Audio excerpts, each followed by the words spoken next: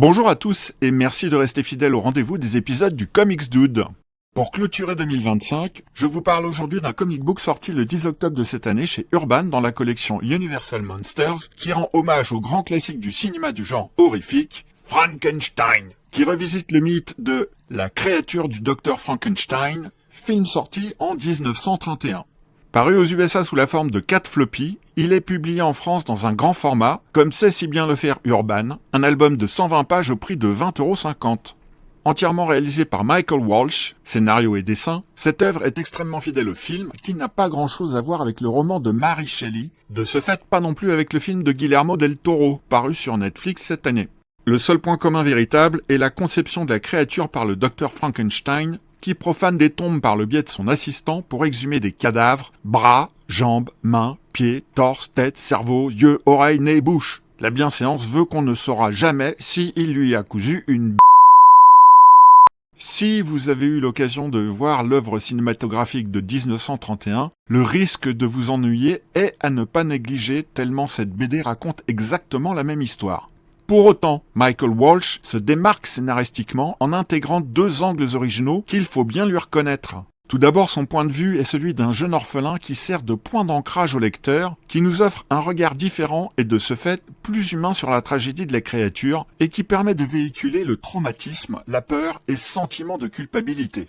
Son deuxième point fort est son approche narrative originale qui ne se contente pas seulement de reproduire l'histoire classique, mais décompose les créatures en parties, si je puis dire. 2 chapitres particulièrement explorent d'une part le cerveau d'un individu et d'autre part le cœur provenant d'une seconde personne, avec l'idée que ses membres pourraient conserver les attributs de leurs propriétaires respectifs, ce qui interroge sur la nature de la créature. Développe-t-elle une conscience propre ou bien chaque morceau garde-t-il une mémoire, un passé, une âme d'un ancien défunt?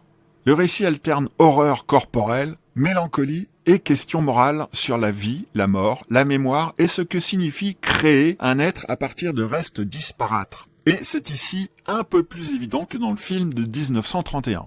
Le dessin de Michael Walsh, combiné aux couleurs froides, souvent verdâtres et ses effets de lumière, crée une atmosphère gothique, sombre et lugubre, fidèle à l'esprit horrifique du film classique du genre, bien que celui-ci soit en noir et blanc. Les scènes les plus iconiques du film original sont bien mises en scène. Celle de la création, de la révélation de la créature, et son apparition instille tension, malaise et fascination. Graphiquement, l'album est une relecture fidèle, sombre et mélancolique, et l'efficacité des planches plonge le lecteur dans l'horreur et l'émotion. Cette œuvre offre un bon équilibre entre hommage et renouvellement. L'album ne cherche pas à révolutionner le mythe, mais à le revisiter sous un angle différent, ce qui lui donne de la profondeur sans trahir l'esprit original. L'édition par Urban Comics dans la collection grand format offre un bel objet et rend le récit accessible à un public français contemporain et aux nouveaux lecteurs de comics. Pour autant, cette BD est bien la relecture du film de 1931. Si vous cherchez une bande dessinée plus fidèle au roman original de Mary Shelley, je vous conseille le formidable Frankenstein de George Bess. Une pure merveille. Pour ceux qui ont vu le film de 1931, cette lecture peut paraître trop classique, voire prévisible, ce qui risque de limiter fortement les surprises. L'album reste dans une zone respectueuse, réinterprétative, mais n'a rien de radical. Cette version de Frankenstein est à la fois un hommage respectueux au film de 1931 et une réactualisation intéressante. Elle réussit à conserver l'horreur classique tout en y insufflant une dimension psychologique et métaphysique, la question de la mémoire, de l'identité, de la vie donnée artificiellement à des restes individuels. Le choix de raconter l'histoire sous un point de vue externe, sous le regard d'un orphelin, ajoute de l'humanité.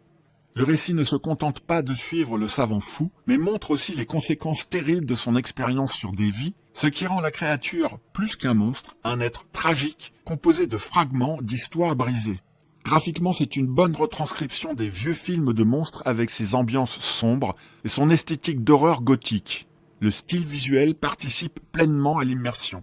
Frankenstein est un titre qui mérite bien sa place dans la collection Universal Monsters chez Urban et dans votre bibliothèque si vous possédez déjà l'étrange créature du lac noir et Dracula. Si vous souhaitez en savoir plus sur ces 2 derniers titres, je vous renvoie sur mes vidéos sur le sujet que vous trouverez à la fois en lien dans ma description de cette vidéo et en onglet en fin de celle-ci. Voilà pour le Frankenstein d'Urban dans la collection Universal Monsters. Si vous souhaitez apporter quelques précisions ou votre point de vue sur cette BD, les commentaires sont là pour ça. Cela permet entre autres d'apporter quelques indications supplémentaires à ceux qui se posent encore la question de savoir si cette BD est pour eux ou pas.